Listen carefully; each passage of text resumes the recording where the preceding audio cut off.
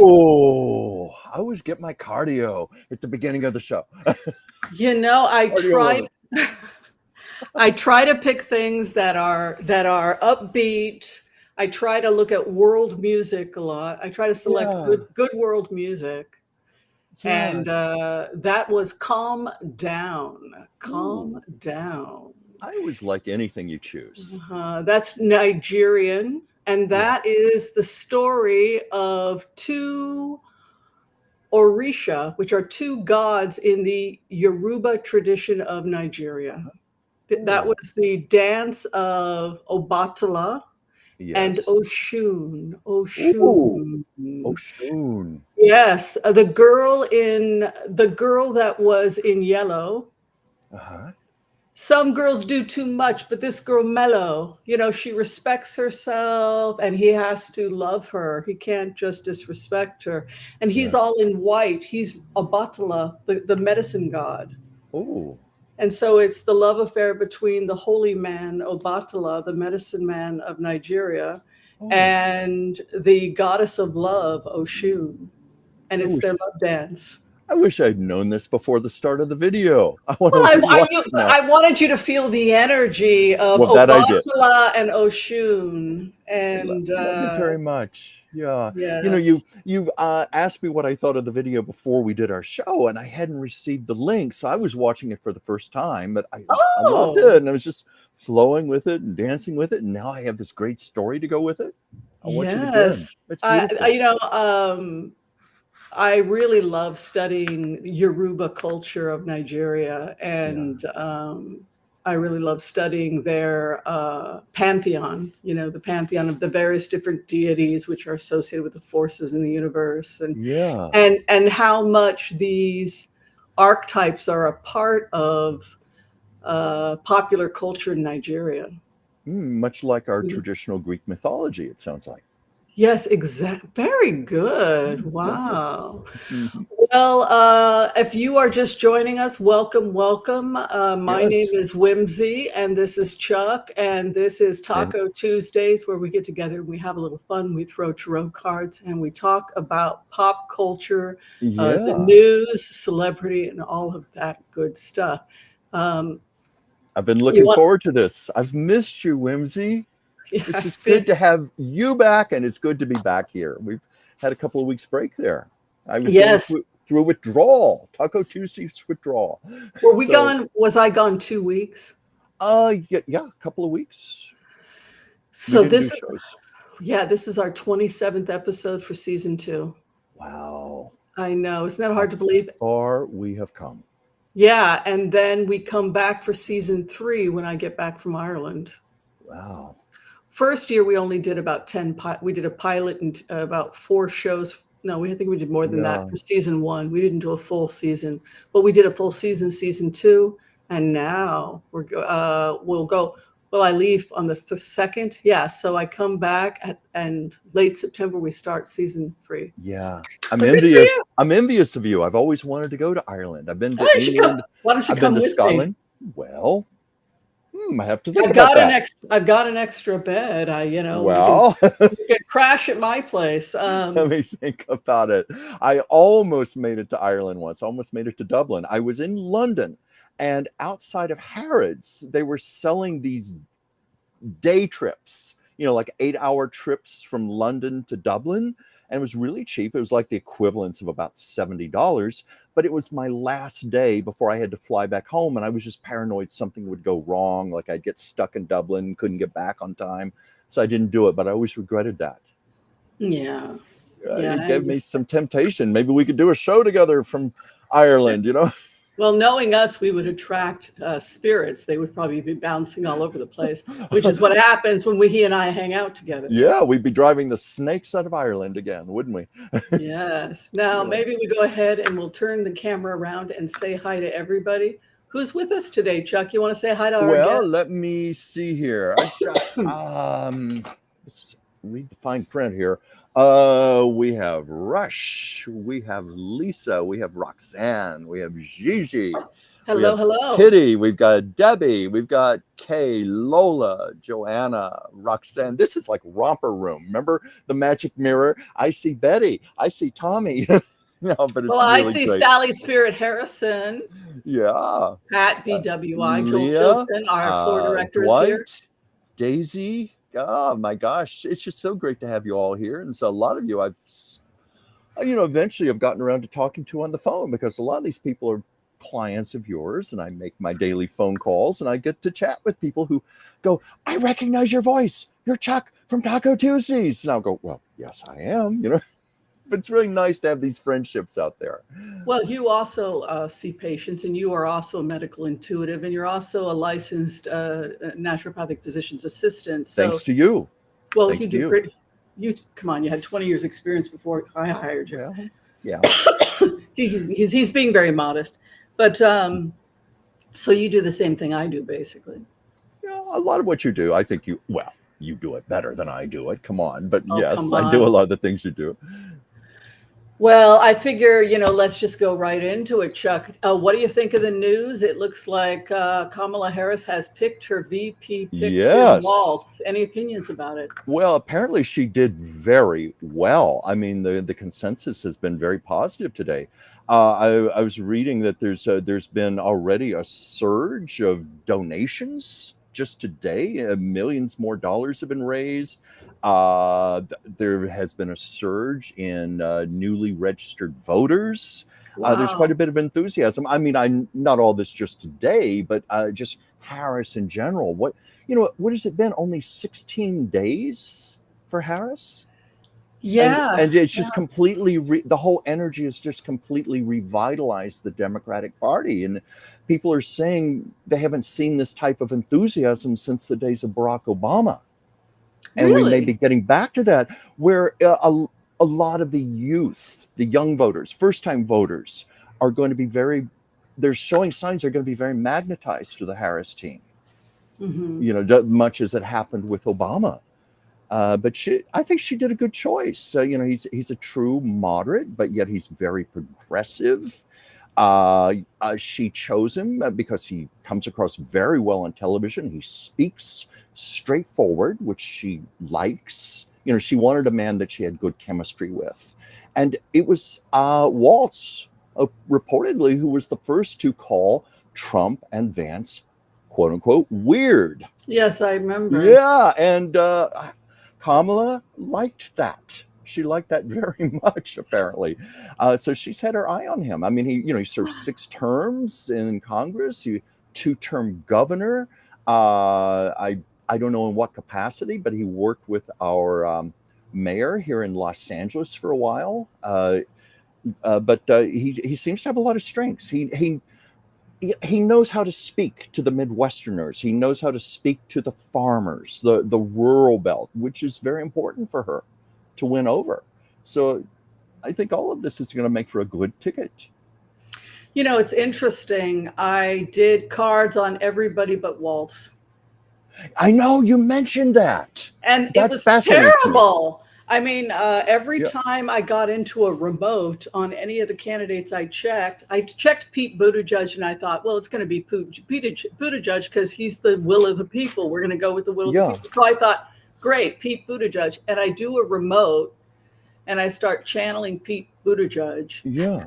And I hear myself saying, you got to get me out of this. My marriage is really important to me. And if you can't get anybody else, I mean, it was just, I couldn't believe that he was trying to back out of it. Then I did Shapiro, and there was a devil in his closet. Evidently, he was devil. Yeah, some kind of scandal or sex scandal. Evidently, a friend of his was accused of abusing somebody or something. I don't know all the details. So he had that scandal. And there was something was weird there. And that had me worried, like, what am I seeing? So I was concerned about Shapiro. Buttigieg was trying to get out of it because he didn't know if his marriage would survive it. Yeah. And he did a very smart thing. Very smart. I think that he chose what a lot of people would have chosen. Many people think you have to be crazy to want to run for president or vice president. Yeah, and the cards for the person out of North Carolina didn't go anywhere. He dropped out. The cards for Mark Kelly were not strong. And so I thought, doesn't Yeah. anybody want to be the VP? Like, how come these are all negative? I thought there's no way she's going to pick Tim Waltz. Yeah. And I should have checked his cards. Do you think you might do cards later today on Waltz? Sure, we can. I'd be interested to see what you come up with. But, I was just reading, before the show, I went on the New York Times just to learn as much about him as I could. And people are talking about how he projects the quote unquote dad vibes, like he's the trusted father. He's got that gravitas about him. And, he was a high school history teacher, a football coach. I think I could be wrong on this. I think 1999, he led his high school team to the state championship in Minnesota. So even that speaks to the common man people. Everybody looks up to him like they have those fond memories of that teacher they loved in school, the football coach. Kamala shows well.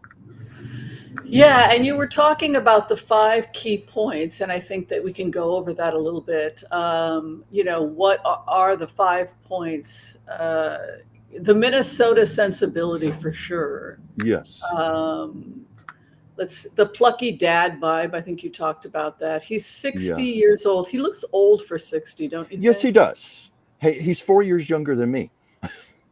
Yeah, he's looking. I'm a little worried about his health. That was my first thought to be as a physician. I was like, is this guy heart health okay? I mean, he looks like he's. He looks like he's been doing that Midwestern diet. You know what I mean? His daughter's a vegetarian. Did you see when they went to the state fair? He said, we're gonna go eat some turkey legs. And she said, I'm a vegetarian, Dad. And he said, well, turkey is vegetarian in Minnesota. I think I saw that. Yeah. And that his daughter was conceived through in vitro fertilization. I read that he and his wife, Gwen, tried for 7 years to have a child through in vitro fertilization. And another interesting point about him, he's pro-abortion. As governor, pro-choice, not pro. Pro-choice. Pardon me. Please, thank you for correcting me there. But pro Roe v. Wade, he signed a bill in Minnesota to help substantiate and protect Roe v. Wade in that state and a woman's right to choose. Mm-hmm. Yeah, thank you for correcting my language there. Yeah, and he reaches out. They said he was good with rural voters, and I think that's kind of interesting. Very much so. Like I was mentioning, the farmers. So they said in the New York Times, quote unquote, he speaks their language. He can be very down to earth, very direct, no BS, and people respond well to that. What did you think about the fact that Mr. Waltz had an A rating with the National Rifle Association? I thought that was very intriguing. Yes, he admits to being a gun owner, an A rating with the NRA, but at the same time, after, there have been so many shootings. I think it was a school shooting in 2017 that he came out against guns publicly. Mm-hmm. He's very much about legislation to control guns, even though he has been an NRA member and a gun owner. Right. And contrasting, calling Trump weird, the J.D. Vance contrast. Mm-hmm. J.D. Vance was put in to attract Silicon Valley and the millionaires. But the reason I don't think that J.D. Vance works is because the average person is not going to benefit from that type of legislation. No, I don't think so either. I think it's rapidly becoming clear Trump made a big mistake with J.D. Vance. Plus, J.D. Vance does not have the legislative background that Waltz has. All the terms in Congress, 2 terms as a governor, right. much more diverse background, far more gravitas. In fact, I read that another reason he was chosen is that Harris believes he is going to be a very good match in a debate with J.D. Vance. Huh. Meaning he'll probably decimate him. Yeah, they said that good chemistry overall. Yeah, yeah. Yeah, I think that Shapiro would have been an interesting pick. Hmm. Certainly, if she had picked Shapiro, I think it would have been really good for Florida and Pennsylvania. Yeah, But if there's something in his closet, like a friend of his getting in trouble for, yeah. I guess there was a sex scandal, then that may have been what knocked him out of the race. I would imagine each of these candidates were very carefully screened beforehand. Any potential scandals, anything like that. And that would rule them out Mhm. immediately. She had very little time to choose her running mate. So this Yeah, had to that's true. be Also, down to a system. I'm sure she had a whole team of people assisting her with this. But mm, Kamala is a very good multitasker. She always has yes. been. I'm sure you remember her in California when you lived here. Our attorney general, our senator. I mean, the woman is just brilliant. Hmm. Great mind. Yeah. Last thing I wanted to mention, then we'll go ahead. We'll do the Empath prayer. We'll do some blitzes for everybody. Is um, in addition to what's going on with the Harris campaign, have you been keeping track of the weather at all?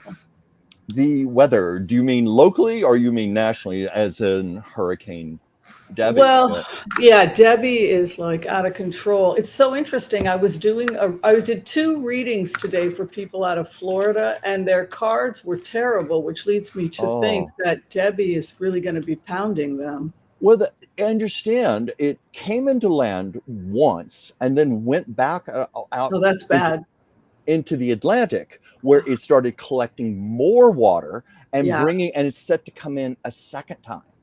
And of course, the dams seem to be failing. A lot of that's typical of a lot of infrastructure. That's what happened with New Orleans with the levees. They just were not prepared for a cataclysmic hurricane. Wow. You know what's Yeah. also yeah, I guess there's also flooding happening. Well, flooding is happening everywhere, which is causing a lot of old dams to collapse. I think there's a dam right Yeah. now. Dams are not natural. I No. don't think that Gaia, Mother Earth, likes dams. I think it's her bloodstream. Oshun is the goddess Oshun, the sweet water goddess of Africa, Nigeria. She is also associated with the blood and the circulatory system. Wow. And many Native American tribes view it the same way as the Earth's circulatory system carrying nutrients through these rivers and streams. And so she doesn't want to have her flow No. interrupted. So eventually she will tear them up and get rid of them. And that seems to be what's happening all over the world as she's breaking up these Intriguing. dams. Yeah. Well, I was reading that August, they're estimating at least 23 tropical cyclone storms in the Atlantic. That's a lot, I guess attributable to global warming. Yeah, and I wonder if we're ever going to, get it together and start listening to the scientists and do something about Well, it. I remember, before it was Katrina that struck New Orleans, wasn't it? I'm trying to remember the name of the hurricane. I think it was Hurricane Katrina. I remember Yeah. 5 years before that happened, the Los Angeles Times did a front page story, about the levees.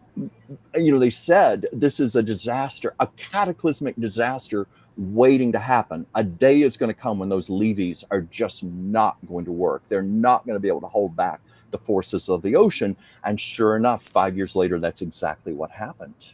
And now we're seeing it Yeah. in South Carolina. Well, you wonder if, it's not going to be enough just to protect us from, with levees if we don't treat the underlying cause, because Yeah, global warming is so serious right now. it is. It is. Well, you have not gotten the book yet. Is that correct? No, I have not received All it yet. right. So if Teresa is, you're going to call Teresa, right? To Yes, give I you will after the show. Yeah, yeah. So maybe Teresa can gift you one of the books. If not, we'll figure out a way to get it to you. But at the end of the month, we're hoping to have T.A. McLaughlin, Teresa in the studios to talk. I'm going to put it this way. The Love of Tayamni. It is a book series. It looks pretty gosh darn good to me. I already started reading parts of it. It's sci-fi and it's really good. And they've got like, it's the future that's coming. You know, in many ways, it's the future that it's very the science that's coming in terms of just like medical bots and you know, this is what artificial intelligence. They now have robots they're making that are going to start working at Tesla, so they won't have any factory workers. They'll just have these robots. This is frightening. It's frightening. I mean, even an artist like myself, we're in danger of being replaced by artificial intelligence. I've had people asking me how I feel about this, and it's horrifying. You know, even the artwork that I post on my website, I put up on social media, it's probably being scanned. Because artificial intelligence absorbs all of this and then just conglomerates it all together. So who knows how much of my work is already being replicated in some way or another. But there's something to be said about it being made by a human. I mean, it's cool I've always that a believed computer that can do it, but it's not the same. That's always been my argument when people say, well, aren't you worried about being replaced? And I always say, but a computer cannot replicate what's in my soul and my imagination and my emotions, my feelings, but yet it's getting awfully darn good. I've seen some pieces where I've thought this was created by a computer, not a human. Yeah, it's really scary. It's really scary. All right, I got to grab my cards. Hold on a second. Okay. I forgot my cards. Grab your cards. You forgot your cards? My goodness. Well, got mine here. Got my pendulum, and we're going to get going here. Let's see. I was reading a comment here from Deborah. Katrina was a nightmare. I see you got your. Oh, I wanted to say. We got our merch on. Merch. Of course we have our merch on. If you would like to support our channel and if you like Chuck and Whimsy, check out our merch. We got merch, baby. We got merch. We got lots of merch. Yeah. Yeah. Now, I was just reading Deborah's comment here. Katrina was a nightmare. I was there. 70 miles from me was the epicenter. Oh my God. And poor people dying of thirst and heat in the Superdome. Oh, I remember all that in the news coverage. First responders killing themselves. Save us from preventable disasters. Oh my. Sorry, I wanted to honor that comment. Yeah. Wow. Yeah, that is. I forget how soon we forget things like that. Yeah, I remember that in the Superdome. In fact, didn't the Superdome have to be torn down because of it, because all the human waste and all of the destruction and everything that happened, all those people in there? I could be very wrong on that, but I mean, it just sounds like a nightmare. I know that people died, like a woman died in her wheelchair. She couldn't get out. They just left her there with a sign saying, "This is our grandmother," or something. Oh God, I didn't hear that, but that sounds like a story. That no water, and they were just left to die. And there's a lot that Bush Jr. did that people forget. He was really a disastrous president. Oh, that's right. He allegedly did not even know about it until 2-3 days after the fact. He was so insulated in his own little world. Well, someone neglected to tell him, I think he hired a horse person, a horse jockey or something to head FEMA. I mean, it was a disaster. A friend of his. Yeah. We tend to forget what a disaster his administration was, because I guess by comparison to Trump, he looked like Franklin Roosevelt. We've had some pretty bad presidents. Yes, we have. All right. Well, we're going to go ahead and we're going to do the Empath prayer, and then we will blitz away. Be sure and have your questions there with the nice red question marks. We have Joel here to help. We have Debbie to help.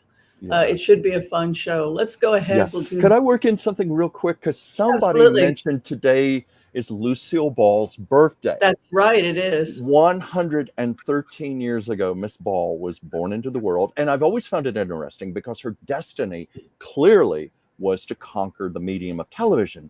It didn't even exist in 1911. but yet that was her birthright. That was her destiny. I always found that Wow. interesting.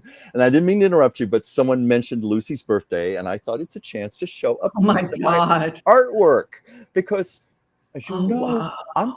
I'm a little fond of this lady. I'm kind of a fan of Miss Ball, and I have a lot of artwork. But Oh this my is a piece I did that God. I thought really captured her Look at those energy. eyes. The thing about Lucy, she is literally and figuratively the most colorful person I have ever drawn in my life.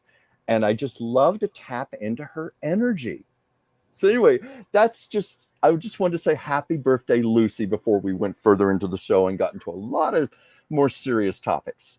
Well, I just love Lucy too. And I love the Yeah. stories of her in love with her husband till the very end, Oh my God. My that they were God. soulmates and they fought and they yelled and they fought hard, they loved hard.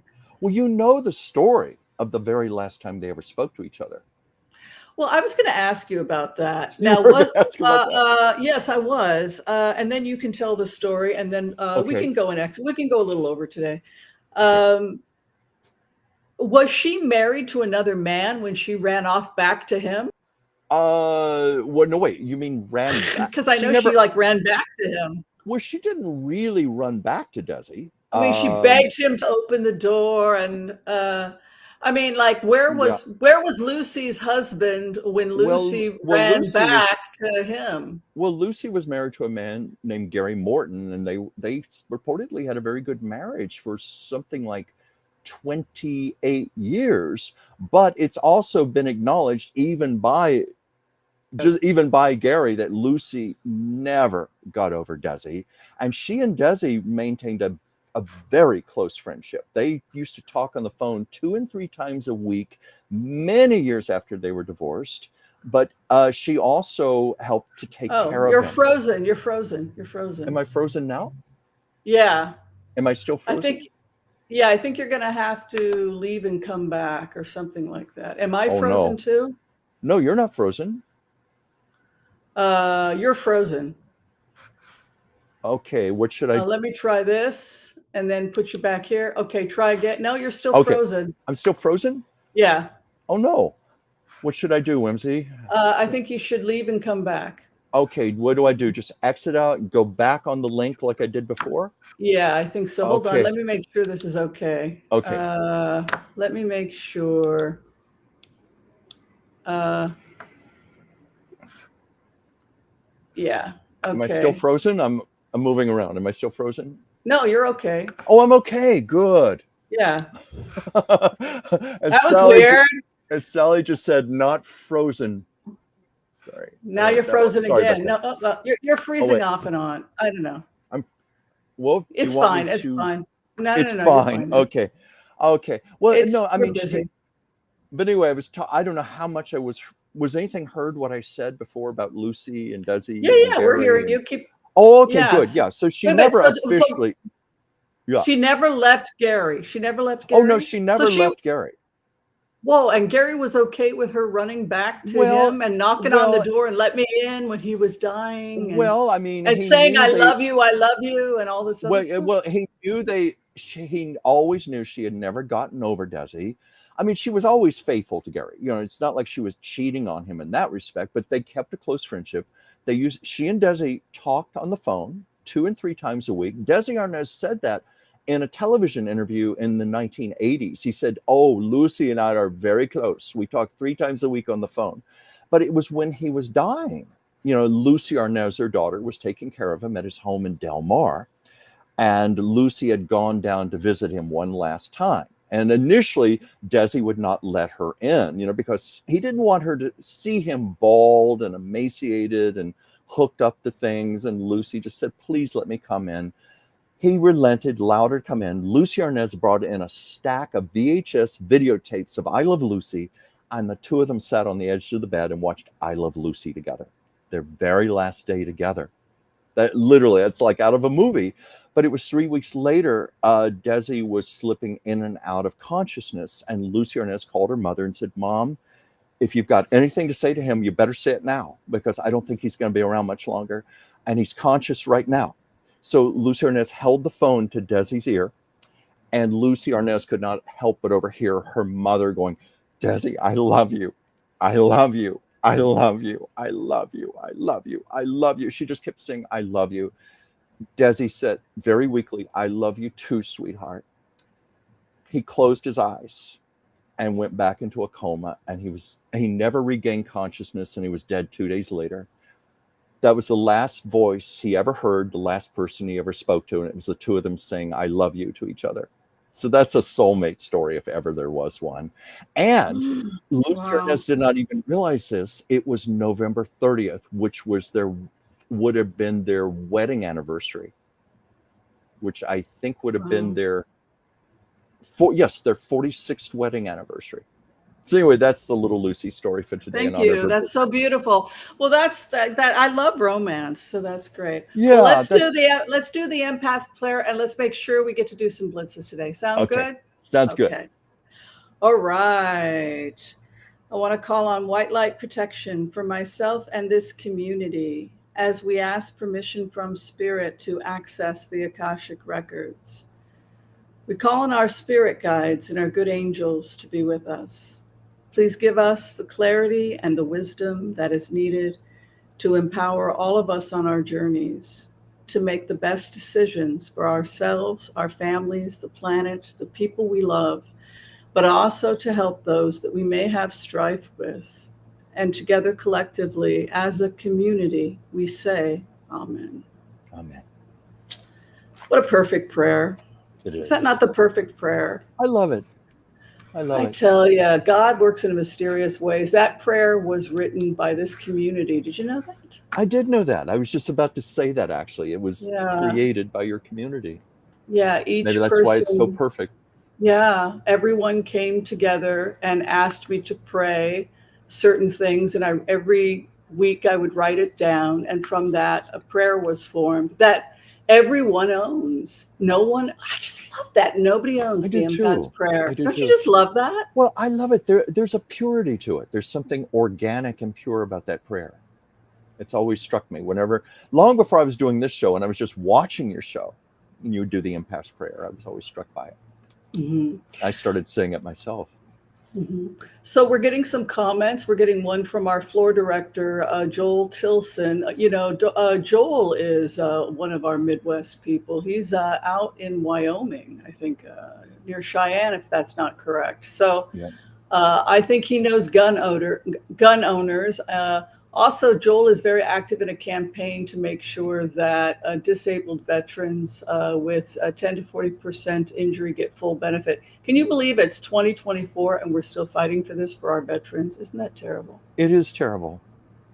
Yeah. That's another thing about Waltz. He is I think he served in the Army National Guard, and it was through his GI Bill that he was able to go to college. So that's another thing he has that's going to resonate with people who are veterans. Mm-hmm. Yeah. So, I mean, I'll just throw this out to anybody who,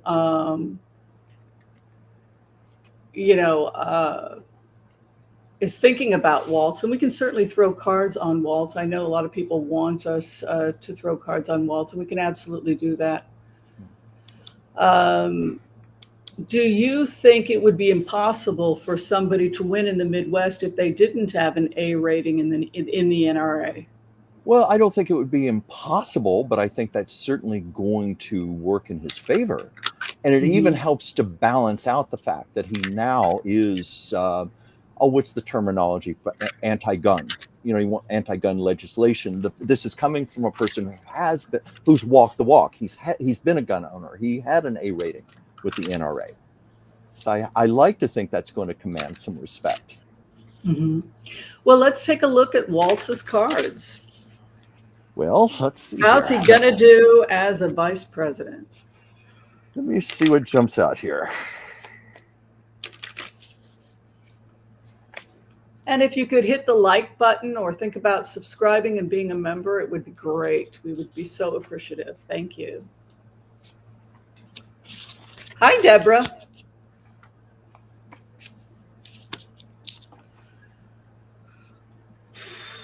I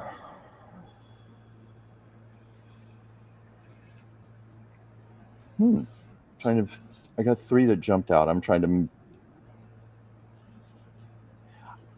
I'm getting a good vibe here. This is kind of a strange card. Maybe unconditional love is the first one, but unconditional Mhm. love, I just get that to mean a good person, a good man, a Mhm. loving man, a family man, something that's being projected. I also got rest, but there, as you see, there's the dove of peace, Holy Spirit. Like Mhm. there's something peaceful about him. There's something grounded, rest. It's like we can be at ease with him. We can rest at Mhm. ease. This is the right choice. Unconditional love. And then I got the card decisions. Um, to make into that higher self decisions. I mean, the most obvious thing would be having to balance all of this that's going to be coming his way. Lots of choices, decisions, strategies. I wish I had a deeper meaning to that. Maybe your cards will elaborate further on it. I'm a little worried, I'll be honest with you. I'm a little worried Yeah, about his health. I'm a yeah, little worried that his health may be the biggest challenge as we get older, if really, his heart health is a problem or something. The biggest yeah. problem I get with Walt is his age and health because of what campaigns can do. They can age you. He Oh, very has much so. I'm doing a blitz, which are the seventh, eighth, ninth, and 10th cards of a Celtic cross. So the seventh is one's immediate environment. So everything around him has changed. He has death and transformation. There's this unbelievable pride that Minnesota has. Yeah, Also, Al Franken is probably going to be there drumming up support because he's a former senator of Minnesota. yeah, But you have this major death. The opposition is trying to outcompete him.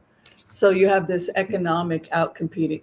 The biggest threat to him in the campaign is going to be economic competition with the Trump team because they have all this money coming in from Simi Valley, et cetera. And that appears to be the biggest opposition is financially who's going to outcompete who. Um, yeah. Life changed in August. You can see the death card and then the hope and fear in August. It was what he wanted, and it was also what he feared. Mm. Yeah, I get that So he's a good man. That's the thing that comes through from my end from these cards. This is a good, solid soul, a good man, but maybe physically you're picking up he's just not sleep apnea, going to be up for. Oh dear, migraines, trouble at night. oh dear. I tell the truth, and his cards Yeah, would indicate that it's a very heavy load on him. Look at that. yeah, yeah, His opposition is coming in hard on reaching across the aisle to get financial donors. His hopes and fears in August. The race. Remember, a chariot is a race. yes, And the universal consciousness is trying to talk to you with the cards. And so when it hears a race, you're asking about a race, they're racing, it will pull out a chariot because it's trying to yeah, talk to you. The universe is trying to talk to you. So in August, regarding the race, right? He yeah, has great stress. So he hoped for it, but he's like, oh my God, what have I gotten myself into? Which makes sense. We would all feel yeah. that It's only 92 days, but way. it's going to be an intense 92 days.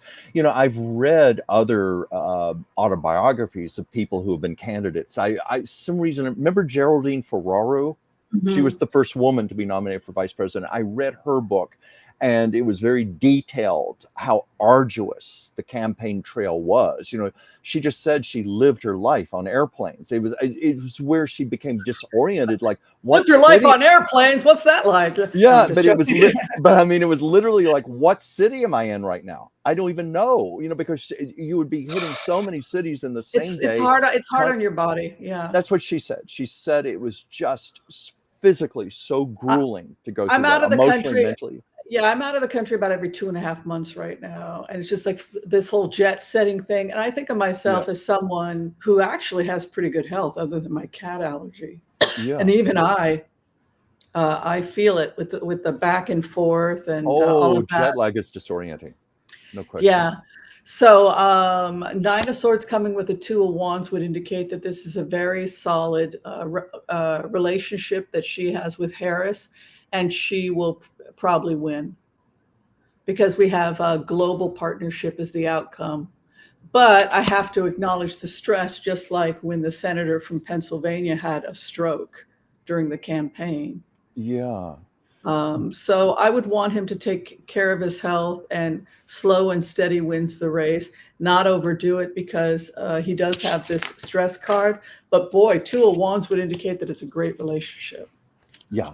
I pick up on that. I get that. I got that even today when I was watching the two of them together on television for the first time. Even just reading the New York Times, I just got such a good energy about this man. But I'm so sorry to hear you're getting this about his health. Yeah, but he'll be okay. Two of wands. I mean, his daughter's a vegan. Get him on get him off. Yeah. Get him on that on that 80% plant, 20% meat diet. Well, I can tell you, I have many friends from Minnesota, and as they have said to me, you're going to have to pull the dairy from my dead hand. You know, Wisconsin, Minnesota, that's dairy country. Yes, it is. I mean, come on, you can't give up your dairy because those are all the Midwest farm people. A lot of them came from Germany, Northern Europe, and they were farmers, and then they just resettled and they brought their cows to the Midwest. It's all dairy country. Yeah. It would be sacrilege to German, Swedish, Lutheran dairy farmers. Like one of my dearest friends, Kristen, who actually became Jewish, she converted, but she grew up Lutheran in Minnesota. Yeah, it's a really funny story. Her name was Kristen. She grew up Lutheran. And she said she lived for cheese curds, and everything was cheese. And she was curious about Judaism. So I brought her to a synagogue, and she it just clicked for her. She fell madly in love with Judaism, converted, married a nice Jewish boy. But she said that it's just part of the culture there. You go to the fairs, and it's just like what Waltz said. It's turkey legs and cheese curds. God, that can't be good for your heart. Fried food and cheese curds. Oh, God, no. It's like coronary bypass waiting to happen. I mean, it's just, but it is part of the culture. I understand that. I come from a little southern town in Virginia. It wasn't necessarily cheese, but lots of fried food, large sugar, lots of refined flour. My mother used to bake with all of that. I grew up on it. I want to go to the county. I want to go to those county fairs like in Savannah, because I smelled things cooking and it smelled pretty funky. Have you ever smelled chitlins cooking? No, I have not, but I can only imagine the smell. Tell me, it's definitely. It smells like a sweet sickling. Like meat. It's the intestines, and I know. That's why I said, they sell it, these fried chitlins, and what do people put on it? Hot sauce and stuff.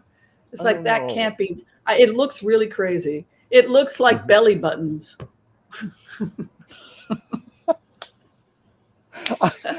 Now I've got to get that image out of my. I've got to get that image out of my head right now. That's almost like a surrealistic dream. Fried belly buttons.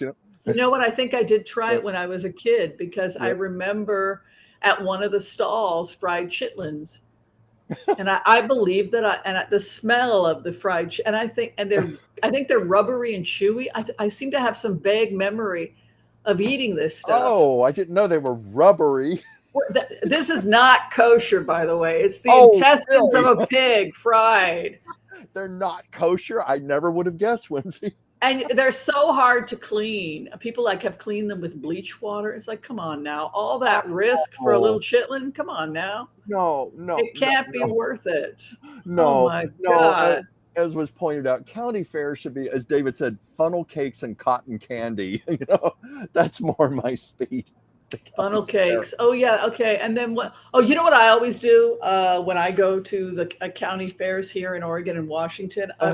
There are healthy options. If anybody wants to know what the healthy options, popcorn, is fine. Popcorn, a little bit of popcorn's not going to hurt you usually if it's not drenched in butter. The other thing is like corn on the cob. If you like corn on the cob, and you want to feel like you're part of the festivities, just go get some corn on the cob.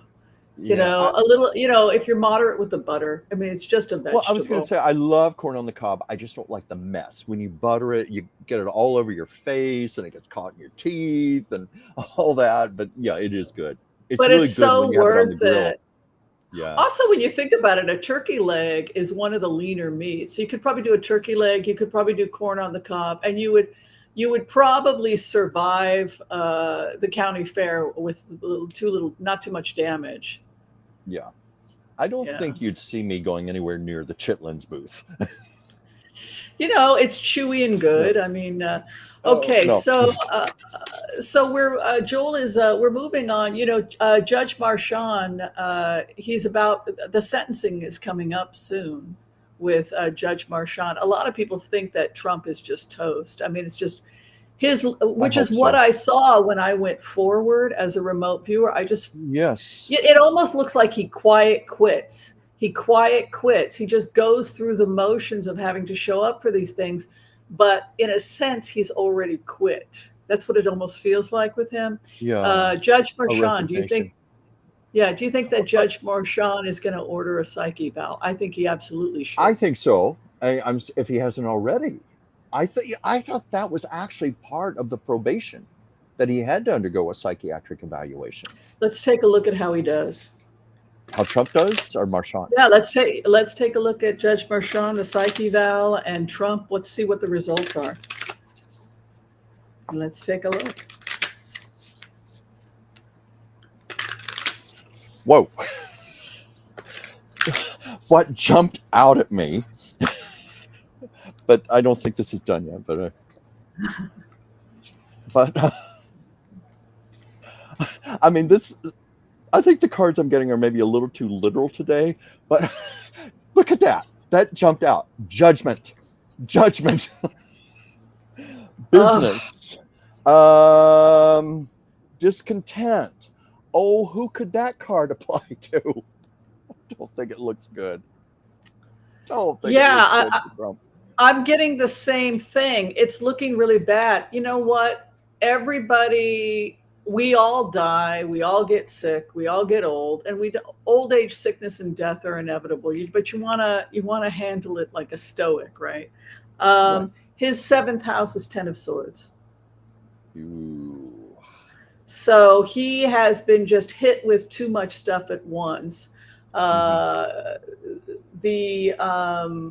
I don't know what's going on in Georgia. Are they trying to suppress him getting?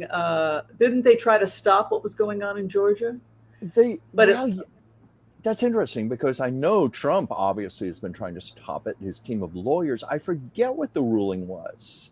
Seems like something happened to delay it in Georgia, and I forget what it was. But Florida is back on because the judge got dismissed it, and it was taken over to the appellate. But he's got look at that, he's got 10 swords in his back. Yeah. It simply is too much for him. And I'll tell you, his opposition is his heart health. The first thing that's going to take him out. Remember, your 8th house is what your conflict is. The other that you may be having an issue with. What he's having an issue with is heart health. Well, I guess the McDonald's and the KFC and everything finally started to take a toll. Yeah. But you know what I get from that also, because Trump is so about his delusions, his bravado, his invincibility, and to have that punctured like that is like a knife through the heart. You know how people can literally die from a broken heart? Mm-hmm. Literally die from a broken heart. It's like I could just see him. Debbie Reynolds. Lucille Ball. Lucille Ball died. No, I didn't know that. She technically died of a ruptured aorta, but she did have to have a partial heart transplant to save. They were trying valiantly to save her life. But what I do know from a friend of hers, I was friends with, he was with her almost every day of her life the last year and a half. He said she was so despondent, so brokenhearted. Her final series had failed very badly. She felt the public had turned against her. Desi's death, all of that took such a toll on her. And he said, yeah, she died of a broken heart. But I didn't mean to get off the track there. But when you had that card with the knife going through the heart, and for Trump, that's what I got. I got that image of he's just going to be so devastated by all this. He might just die from that. If that's an inverted Six of Pentacles is his hope and fear. No mercy. No mercy. Justice and mercy, right? So this guy's biggest fear is that he will be shown no mercy. And he's right. He is right. He is right. What is final the outcome is the Queen of Swords. She slices. She she slices with the knife of truth. She could be, the past is the past. We go slice. She is the stoic queen. The truth is the truth, and you accept the truth, whether it's pretty or not. It ain't looking good for Trump, folks. No. It's looking bad for Trump. He's finished.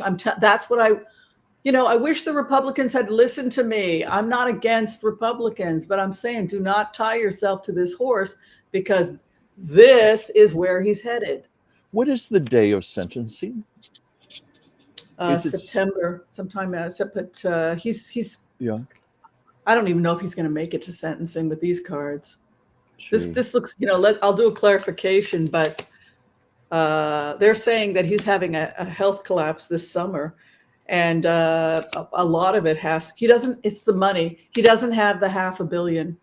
Oh, I'm in his records, by the way, if you guys want private records on Trump. The biggest stress for him is that the money is due this summer. You can see the sun at the time of the high sun or summer. He's completely wiped out. His opposition is the judge coming in. Look at this. Yeah. Look, the judge is his opponent.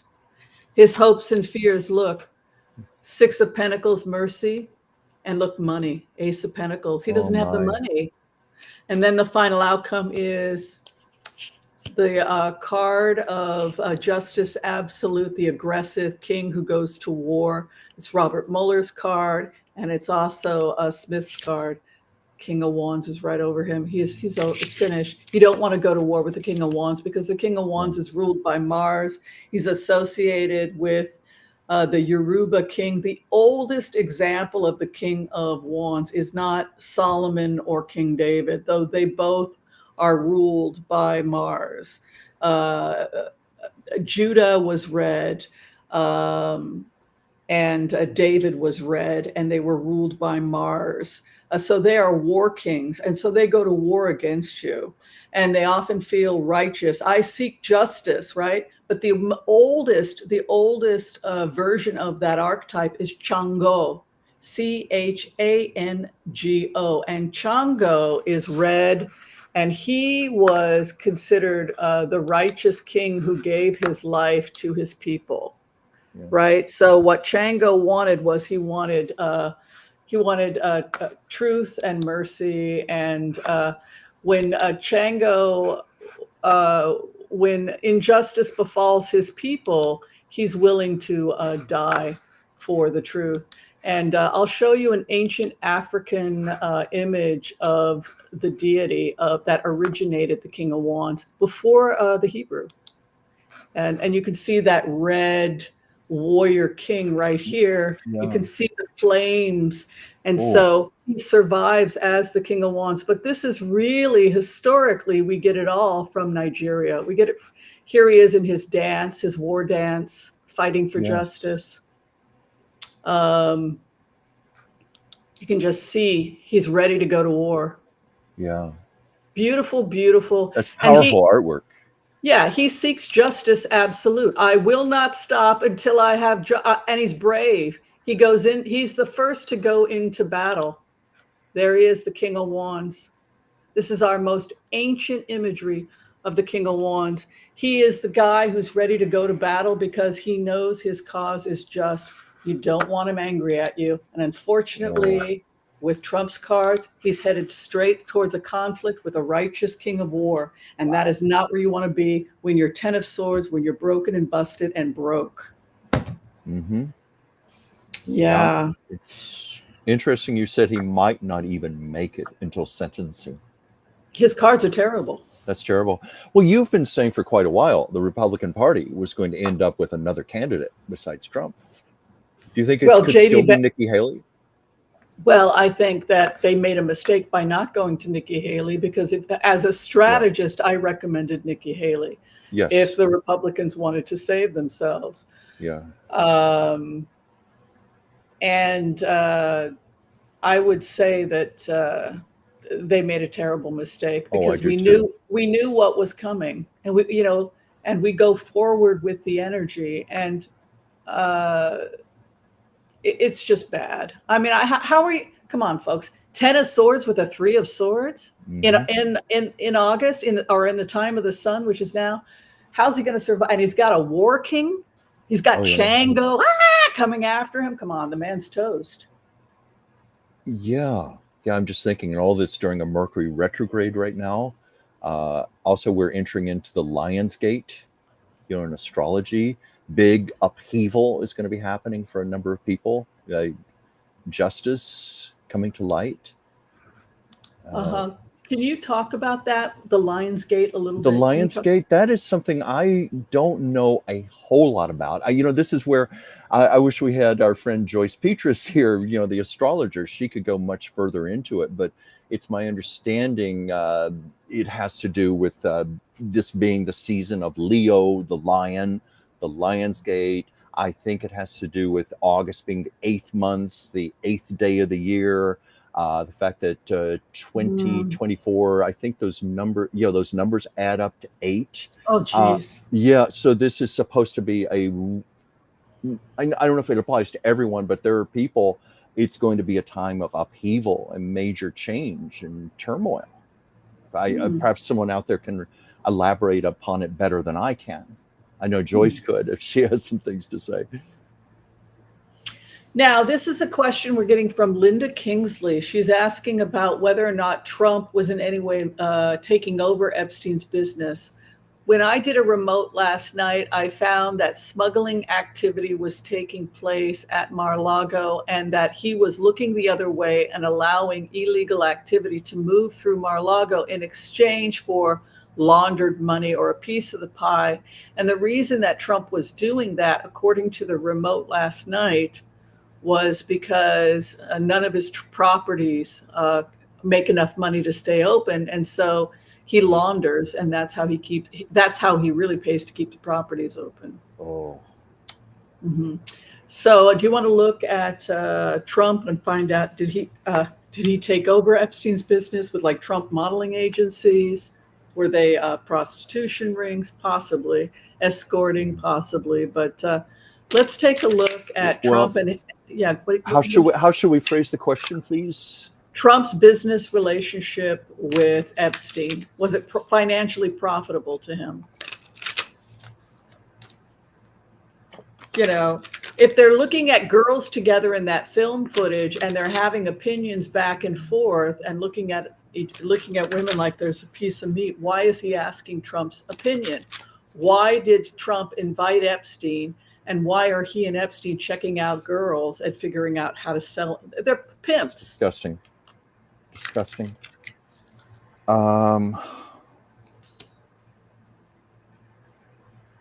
Well, I got a card here. And I mean, normally this would be a good card, but I think this card, it's the pleasure card. I think that's referring more to the prostitution, to illicit behavior, men taking pleasure from this illicit behavior. See, normally I would consider that positive. Here I see it as rather dark and ominous. That's what it's referring to. And I got the card devotion, meaning, yes, the two Epstein, Trump intertwined, devotion, but also deprivation, deprived behavior, deprived results, darkness, evil. That's what I'm getting from these cards. That's what jumped out. I had a vision of Trump wanting to keep his hands clean, and that he's a germaphobe and he doesn't like to shake hands and he's always washing his hands. And as I meditated on this question that you folks had, I found myself as Trump being Lady Macbeth. Damn spot, wash that spot out. It's like the murders. He cannot wash it out. So it could be that the fastidiousness is because of his refusal to acknowledge his part in this dirtiness, the dirty world he lives in. Yeah, And so he's yeah. constantly washing. Yeah, that's interesting, the psychology Yeah. behind that. And you also mentioned Trump having things about issues around blood, going back to his mother with her endometriosis, Yes. her bleeding, the Yes. reporter, Megyn Kelly. Oh, there was blood everywhere, blood coming out of her ears and everything. And then I even I thought feel of that when so Trump bad was for shot, that his kid. ear bleeding. Yeah. Yeah, he keeps going back to his primal womb. There was my mother was weak. That's what Fred Trump did when she was hemorrhaging, and there's blood all over not comforting his frightening son. And his son had to live without his mother for a year. I mean, you don't get over a trauma like that. Yeah. He has the Four of Swords, which is passive, and that indicates that he wanted to keep his hands clean. I cannot be linked to this in any way. I'm just sitting here as the Four of Swords. They go and they are doing these deals. They are finishing up the deal. And then comes the Six of Pentacles. He gets the cut. He would never admit to it because of how it was arranged. Four of Cups. He wants nothing to do with it publicly, but he'll certainly take a cut. So yeah, I think he did take a cut. I think he was involved with certain things. Well, yeah. Yes, he took a cut 100% because Definitely. Ace of Pentacles is the clarification. Also, his opposition is family inheritance. And remember, family inheritance has a dark aspect, like dirty little family secrets. We inherit the good and the bad from our families. Sometimes it can be a history of abuse or secrets. And that seems to be something going on, which means that Ivanka saw a lot. And Ivanka was in that world, and she may have seen prostitution or illegal activity when Ivanka was a part of that world. And that could be why she has turned state's evidence. And we know that she was speaking privately with the feds. We also know from remote views that we did with Michael Cohen that Michael Cohen called Ivanka and said, "Come on, baby girl, cooperate. They already have your signature on the documents." So that hit me hard as a remote viewer. First off, it meant that Michael Cohen was making phone calls because Robert Mueller said, "I can get you in prison for 40 years. If you don't want to spend 40 years in prison, you're going to start making some phone calls." That's what I said as Mueller. Mm-hmm. He spent 40 hours with Mueller. Can you imagine? I can't imagine 3 minutes with Robert Mueller, let alone 40 hours. God. He gave them everything. And then he started making phone calls, like calling Woolcraft and Ivanka, etc. And it came up with these dirty family secrets. What did Ivanka know about Trump modeling agency, about this type of prostitution? But the main thing here is the Ace of Pentacles on top of him. 100% he was getting a cut. Yeah. Also here, this is the East Coast going all the way to the southeast. You look at the direction of the Three of Wands, you're going east. Two of Wands, you're going west. Activities taking place on the East Coast. That would include New York, New Jersey, and Florida.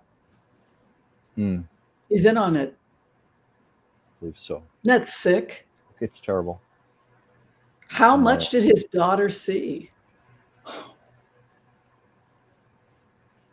I mean, that's sick. It's very sick. It's very sick.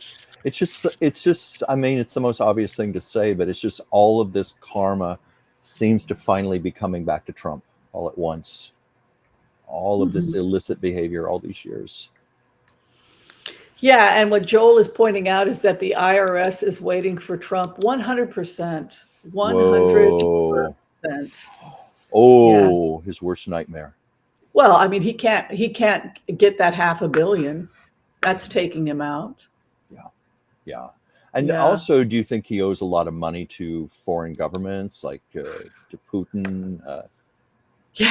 I mean, all that's coming. Because he took money from Deutsche Bank. He hasn't paid. My understanding is that he has not. He hasn't paid those loans back. God. Okay, before we close today, the last piece of news that people asked me to talk about had to do with remotes. I had done previously on Prince William, a private conversation that he had with Harry during the walkabout after the Queen had been buried. And what he had said was, if you publish that book Spare, you will no longer be a member of this family. You cannot be trusted. Now it's Yeah. coming out that there's no trust, and it's questionable whether or not these two can even reconcile. Any feelings about that? And do you feel he did the right thing by like outing his family's dirty laundry? Could he have handled things differently? Was it wrong for him to do what he did? Oh, there's certainly different factions to that. I mean, it was certainly his story, his right to tell.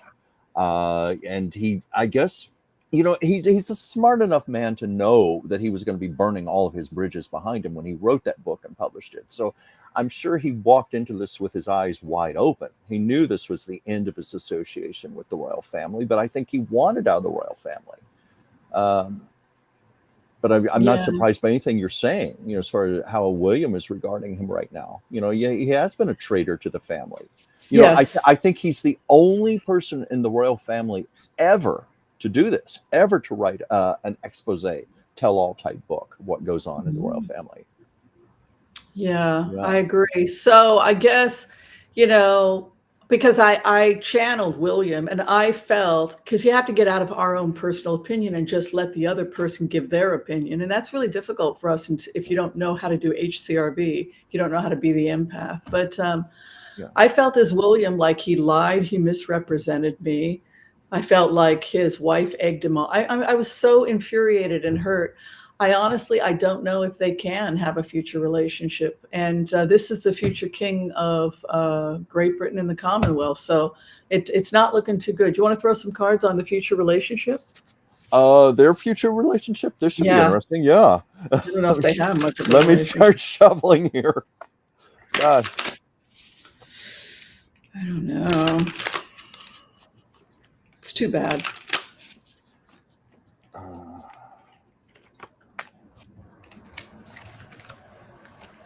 Well, I just let what fall out on the table here.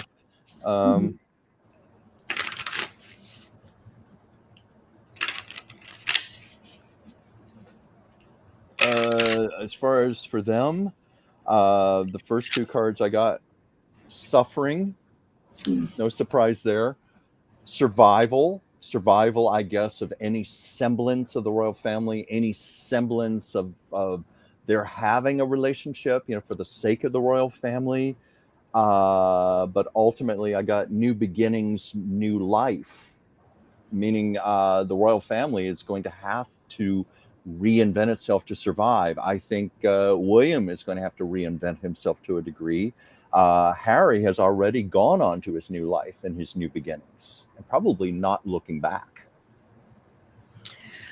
I'm getting into a remote right now. I'm going in, and the cards are very interesting. The first thing they're saying is that Harry's going to be back in Britain, that there's some kind of an emergency or something that requires him to fly back to Britain. So it could be his father being sick or something like that. That's what occurred to me. Also, a lot of people are skeptical about whether or not Kate is really sick. She's really sick. She really does have cancer. And unfortunately, she's had a turn for the worst. That appears to be what the cards are saying. We can see the seventh house for Harry is a chariot. I have to fly back to Britain. My father is sick. My sister-in-law is ill. This is an emergency flight I have to take. Where is William in the middle of this? His opposition being William, heartbroken. My wife is not getting better. I feel a tremendous amount of guilt for having done this to my wife, for having brought her into the firm. I'm 100% convinced that the stress of the firm is what made my wife sick. And that's why I'm angry at Harry. Look at me, I'm fucking heartbroken. I've worked myself to death. Making it out like, they have no clue how we gave up everything for the firm. And I feel like my heart is broken. My wife is sick and dying. And look at the crap you've said about us. And she's sick, and we're because of the freaking firm, because of the stress, because of the pressure. You have no idea what's going on privately in our home. Yeah, and he's stuck in all of this while Harry and Meghan are off in their little palace in Yeah, Malibu, not he's just Malibu, I mean Santa Barbara, heartbroken. living He's the California life. heartbroken. And my wife is fucking dying because of this. You know, like it's really hard. And just look at this, 2 of Swords with William and Harry. I don't want to hear it. No excuses. It was terrible what you did. My wife is sick. My father's sick because of this Yeah, damn job. yeah, So it's bad. However, the final outcome is 6 of Cups. They show each other mercy. And this is a reunion. They can yeah. heal from this, but they've got to develop empathy for one another. Yeah. What do you think that ties in with what I got with new beginnings, new life, reinvention? They are going to forge a relationship out of this one day. Mhm. Yeah, he's very cold. There's a part of him that will always be cold. Look at the constant fighting and conflict when he shows up. And William has to build a new thing. But gosh dang, his wife is not doing well with that 3 of Swords. Like went to Wimbledon and then she went back. Oh, it's Tissa Tells is wrong. She's really, Yeah. she's not doing well physically. Do you think Not with that was 3 of too Swords. much for her? Those public appearances she was making, This is what William is saying. It just, my wife yeah, has this, having to be perfect. She sacrificed her whole life. And the shame and the guilt that I feel as William, my damn wife has fallen apart. yeah, I want to kill my younger brother for the way he misrepresented my wife. And then yeah. here, this a new contract, 3 of Pentacles, but look at this. He enters in as the King of Swords. Yes, they can have some kind of reunion, but he will always have that aspect where he can be cold. And it's partly because he's just been wounded, and it's partly because the stress that William has in his profession, in his professional life, being God. The thing that I took away from learning about the royals is that I would never want to be a royal. Oh God, I don't know if anybody would. I don't think the royals want to be the royals. They're all. I get the feeling most of them are miserable where they are. They got born into this situation that they never asked for. When you said that you pick up that William is cold, I think he's had to become cold out of necessity just to survive all of this. That's been Yes. his defense. God, I feel so bad for both of them, but I really feel bad for William Yeah, because he's trapped, and it's like, there's almost a feeling like letting my wife go would have been the most compassionate thing. Letting her not marry me, telling her go be happy somewhere else would have been the best thing that I could have done for Catherine. Look what's happened to her, and it's 100% the stretch. He 100% blames the firm. yeah. It's just wild. Wow. I'm so honored as a remote viewer what people show me. I'm so honored by the intimacy that people share. Well, they But know yeah. your compassion, they know your empathy, they know your good heart. Maybe it's just a relief, even in this method, to unload, to just talk, to have somebody listening. Yeah, I That think makes sense what so. I'm saying. But I also think the empath's prayer veils us in mercy, to Yeah. have compassion even for those we have strife with, right? So I Yes. do think our prayer, if it's said sincerely, the empath's prayer, it veils us in a kind of mercy and compassion that allows the Mm, higher soul of the other person to really come in and communicate with us. Yeah. I believe that. Yeah. Well, did you have fun? Yes, I did. We're gonna close. We went over today. Part of that's my fault telling Lucille Ball stories, but it's her birthday. Well, I think we should always go, like an hour 15 because Yeah. we used to do an hour and people are like, no, it's ending too quick, doctor. It's ending too quick. All right. Do you have any No. announcements for us before we close today? Oh, just please like and subscribe my channel, Chuck's Captivating Chronicles, and I do a Monday live stream, Chuck's Captivating Chat. Talk about old Hollywood, and guess what? Talk about I Love Lucy and Lucille Ball stories. So that's my Well, I little would plug think for because today. it's her birthday, so I'm sure you did a lot of special stuff. Well, I did not as much as I should have, but I do have a lot of videos already up about her, a lot of discussions. I've got a lot of Lucy artwork. I've got a lot of stories, from when I worked on that book with Bart Andrews that we never got to publish, but I've got all that information So this is where I get to talk about it. So nothing goes to waste. Yeah. All right. Well, thank you everybody for joining us for another. I love Taco Tuesday. You know, I do too. It I've keeps me missed this. sane. Oh my God. I cannot handle just the straight news. Some readers are, I'm sorry, it's just depressing for me. I have to have Taco Tuesday. I have to have a day where I'm whimsy. I gotta Well, be whimsy, man. It can't be all I this serious love when stuff. you're whimsy. You see, I've said this many times. It's when you and I used to work together and we used to get our chops busted by our employers because we talk too much. I just love to talk, and here we get to do it. Well, I'll tell you, I'm convinced the reason I was in a crappy mood the last couple of weeks is because I didn't have you and Taco Tuesdays. Oh. I need my taco. I don't know if they need taco. I need taco. This is whimsy's therapy. Okay, people. I'm very touched by that. You know, you would send me texts from Sweden, you know, telling me about we didn't even get to talk about that, about your cleanse you did. And yeah, you were just in such a beautiful place, and I was feeling all that energy from your text messages, you know. Yeah, I was going to mention that I read the book, The Wim Hof Method, while I was on vacation, and it changed my life. And I was doing the Wim Hof Method while we had a sauna, hot pool, and ice water, all of that at the hotel. And I did a lot of stuff in my, I didn't want to spread my germs. I had the norovirus, but they brought me buckets of ice, and I just did Wim Hof, and 5 days without food and just drinking ice water and plunging in ice. And oh my God, I was reborn. I was reborn. Great. I highly recommend the book. Got great review, 4.7, which is a great review. And I think I think the price is $11, very reasonable. I highly recommend the Wim Hof method. Great for mental health issues too.